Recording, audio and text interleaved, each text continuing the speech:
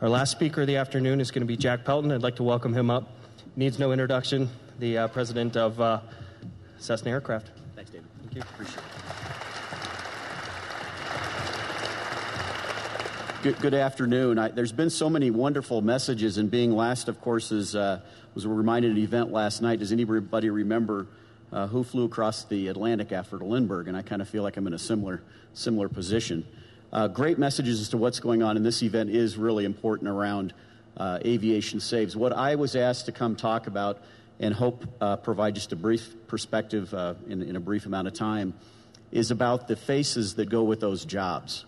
Let me talk about our company briefly, because I think it also is indicative of what's gone on in the entire aviation industry. Those of us who fly, we're certainly passionate about this business.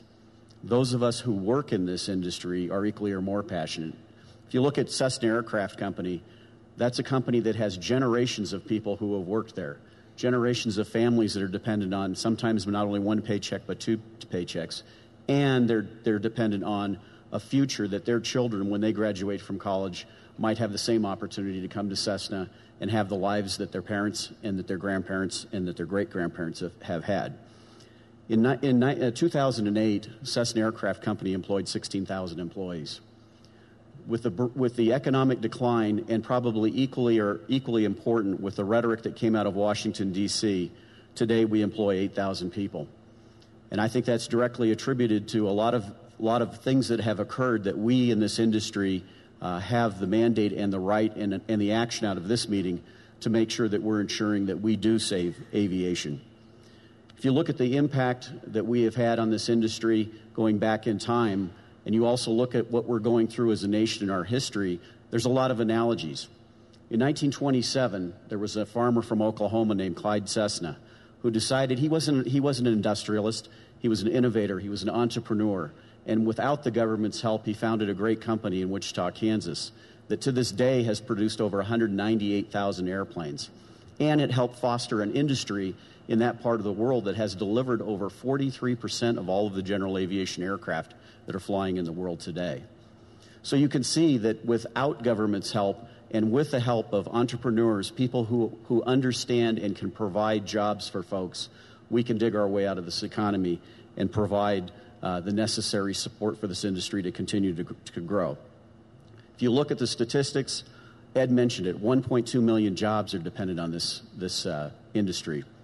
$53 billion annually in payroll in general aviation is spent in this industry, and over $150 billion in revenues, and the only industry that provides a positive balance of trade.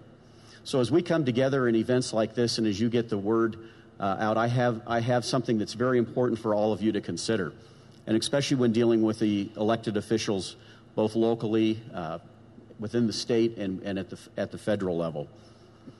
What Clyde Cessna did in 1927, he did without the government. If we really want to save this industry, I have a suggestion for all of us, and that's to ask our president to understand and take the time about what we do, what we represent, the humanitarian things that you've heard, the jobs, the relief, the economy that it can bring, and invite him to come visit you in your facilities and explain to him what this industry has done for you and what it can do in continuing to grow into the future.